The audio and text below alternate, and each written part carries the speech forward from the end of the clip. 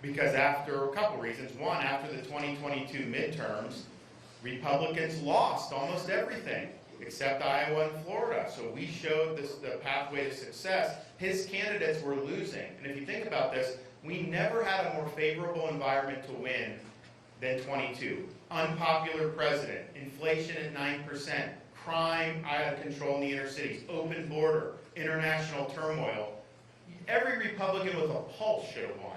Why not? Well, it's because there's certain voters that if the candidate gets linked to Trump, they won't go there. So they don't like Biden. They agree the country's going in the wrong direction. But if that's the choice between Trump or they will stay with Biden and the Democrats. That's what we can't have. And here's the thing, 24, the economy may not be, it may be improved from where it was in 22. I mean, that's possible. So the idea you're just going to walk in and do it, I don't think. So in Florida, we bucked that trend. I won the biggest victory that any Republicans ever won in the history of the state in a governor's race. And just 4 years ago, people were saying Florida was going to end up being a blue state in 5 years. Now we've transformed it into a state that people view as kind of the Republican anchor in the entire country. And that has to do to leadership. But I didn't do it by being a pretzel and trying to contort myself. I didn't do it by being weak on policy. I was strong. But people knew I was going to fight for them. They knew where I stood. And they came out like gangbusters to support us. I think the reality is if Trump is the candidate, you have the election will be about legal issues, criminal trials, maybe he's convicted. I mean, there's all kinds of stuff that we don't know is going to happen. January 6th, all this stuff. The Democrats, that's their terrain to fight on. They win with independent voters when that's that. If I'm the candidate, then the entire election is going to be revolving around, you know, the high prices, the open border, the crime, our restoring our military, China, all the things that are really important where we will have huge advantages over and we'll be able to do it. My nomination makes it a referendum on Biden and the Democrats, which we will win. Trump's nomination makes the election a referendum on Donald Trump, which unfortunately, he creates a lot of Democrats to come out and vote against him.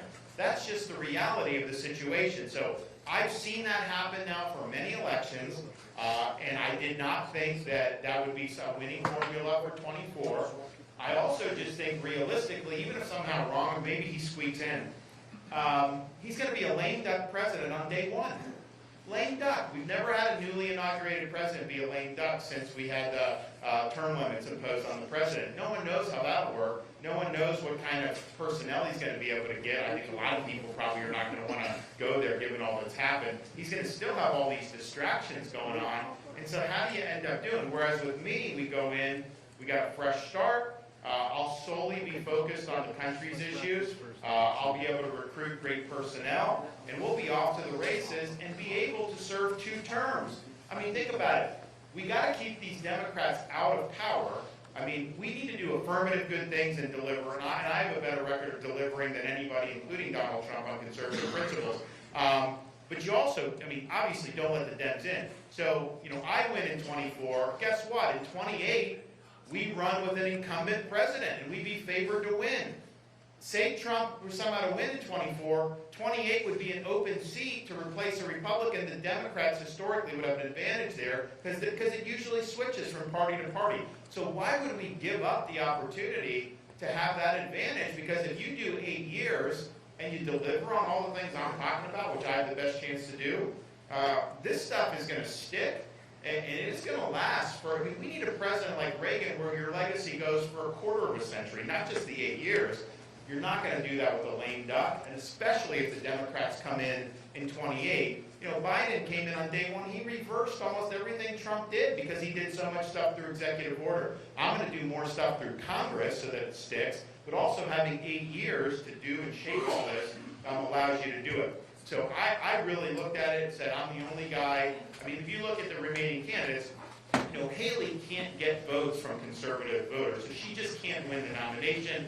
I don't think she could win in general. She was saying she's winning in a poll from 2 months ago. She's not winning in the polls now against Biden because because people see her put her foot in her mouth all the time, and I think she's so close to the donor class that she would not inspire the turnout that we need amongst the grassroots voters. I mean, you've got to turn out your people, and they're only going to do that if they're inspired by a candidate they believe in. So you have that, and then there's no one else that is going to be able to compete for the nomination in the general. So I have the ability and the profile to do it. I think Iowa will be able to really set the stage for the entire country going forward. And the thing is, you have the chattering class, you have this, they love these polls, they love all this. It's all about you. You guys decide this.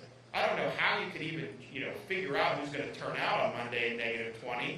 I know our people are going to turn out because they're true believers in this. They're not doing it because the media is telling them. They're doing it because they believe in what we've accomplished and what we can accomplish for this country.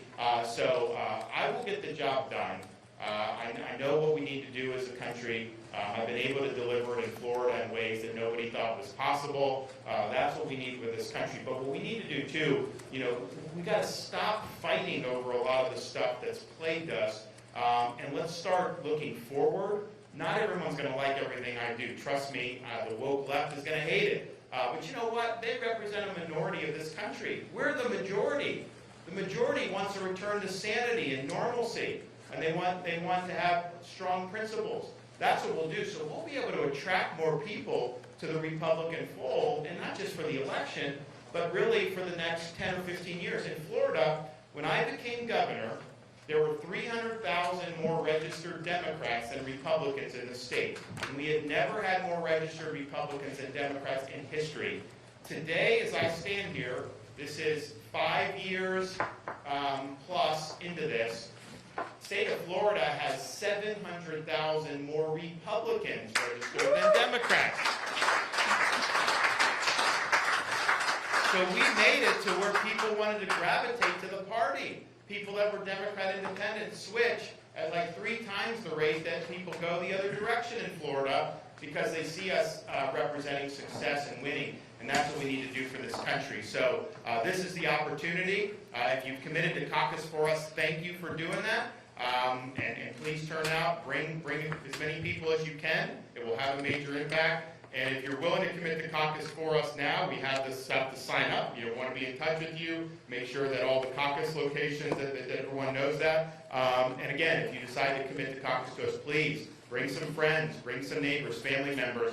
You will never, if you bring 3 or 4 people, that's going to pack so much of a punch compared to any other election you're ever going to participate in. So I'm asking for your support. I'll be honored by your support. And most importantly, you will not regret supporting me. I'll do you proud. Thank you all. God bless.